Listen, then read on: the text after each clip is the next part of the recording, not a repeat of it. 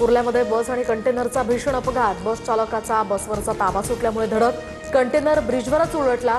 अपघातानंतर कुर्ला ब्रिज वाहतुकीसाठी बंद।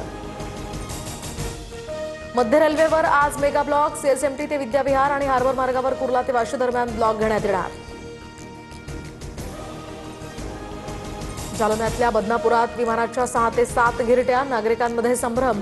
मागच्या काही तासांपासून बदनापूर ते जालना दरम्यान विमानाच्या गिरट्या सुरू। कारण अद्याप अस्पष्ट।